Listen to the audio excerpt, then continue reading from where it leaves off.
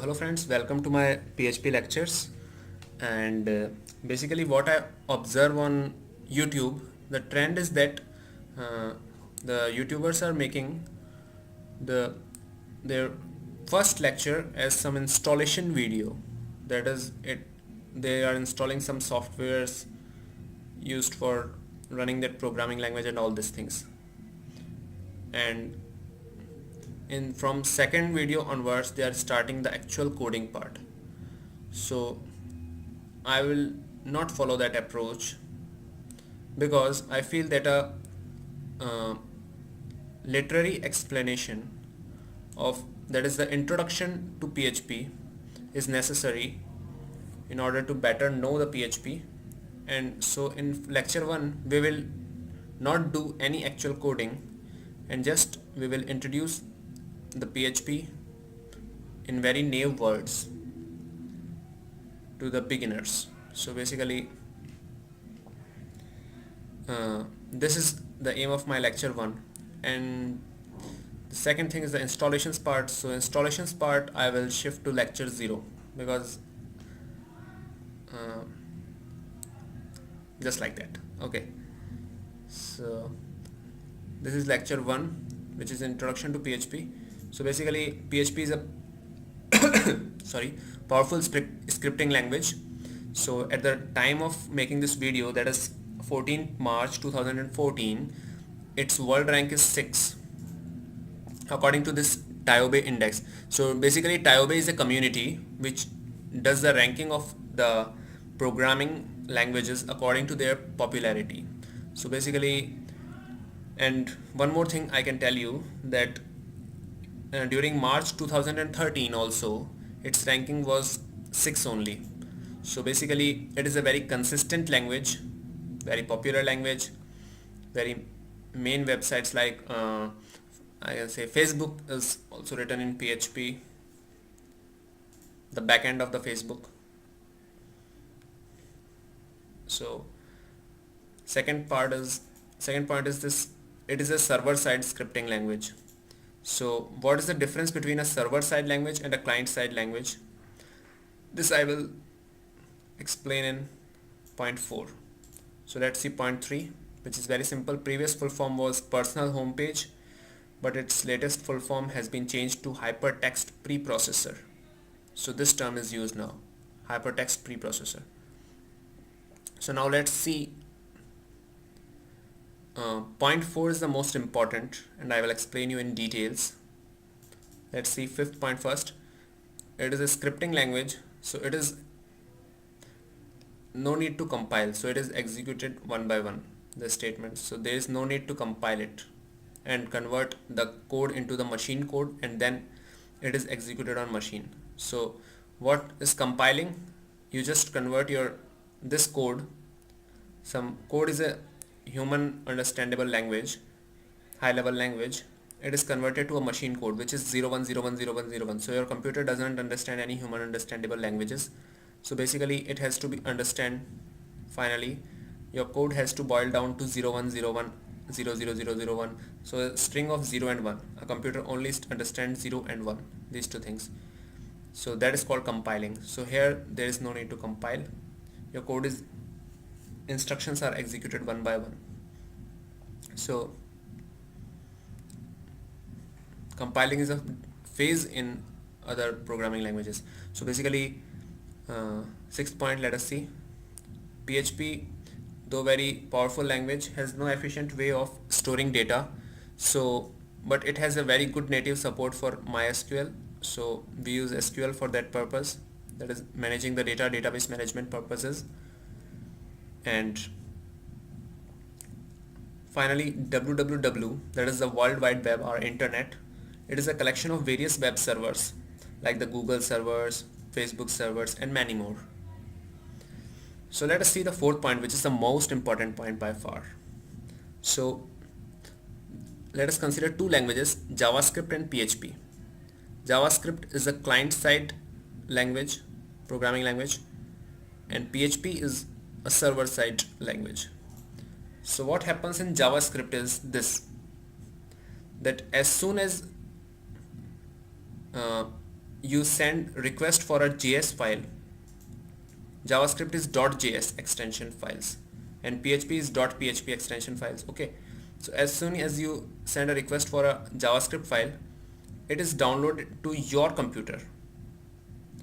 So, and then the whole .js file is downloaded to your computer, and then that .js file is executed natively on your computer only. It is not executed on some far computer. But in PHP, what happens, as soon as you send a request, the server executes that code, .php code file, and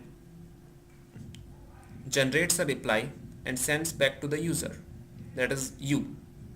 So basically this is the difference between server side language and client side language. So in server side language, I do not have the access to the .php file. So the .php file is secure as far as the user is concerned. So malicious users cannot access that file.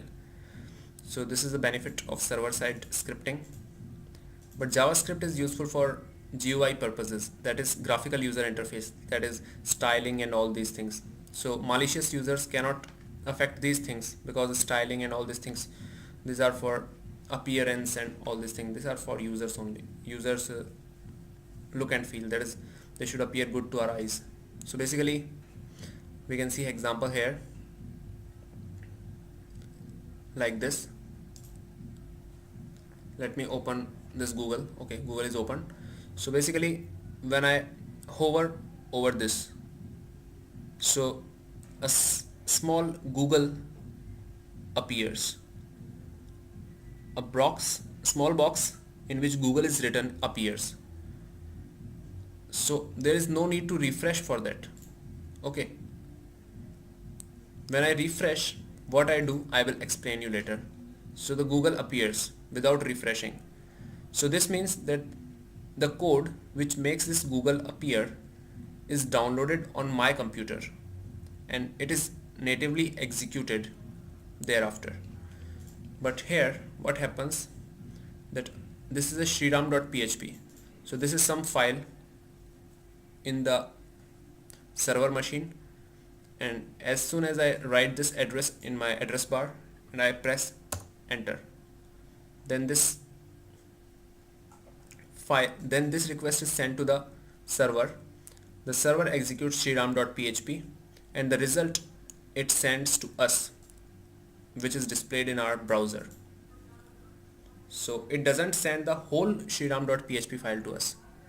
So we cannot execute shriram.php whenever we want. Each time we have to send a request again, and refresh does pretty much the same thing. That is, it sends the request again to the server. So any of these texts cannot change like the behavior of Google was changing. This Google was appearing here and here, Google was appearing, disappearing, all this functionality.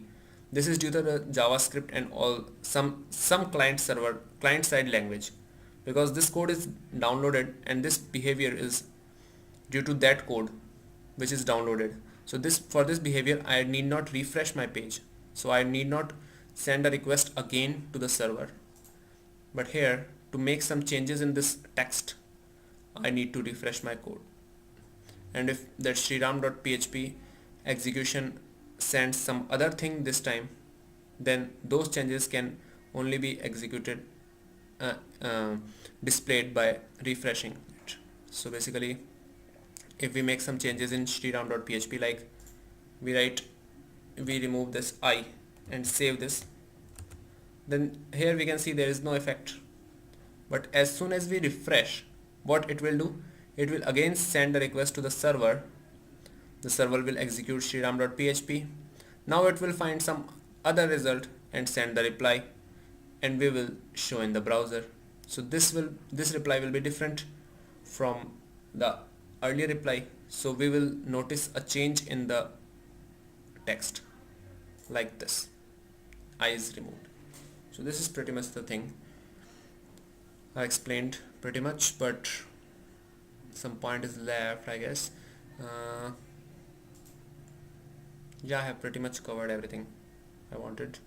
This is the difference between server side languages and client side languages. So yeah, one more thing. This code is executed on my local host. That is my machine. On my machine, I have installed an Apache server, which is a local server. So it behaves pretty much as if a far server will behave. So that is, it behaves just like a Facebook server or a Google server will behave when I send them a request. So this this server is basically simulating the behavior of a far machine, which is a server. So this sriram.php, my browser is unknown of this file, but it is executed on the server and it is given back to the browser. So there is no way for the browser to know what are the contents of sriram.php. Only the Apache server knows sriram.php. So thank you friends, I have explained pretty much. Thank you.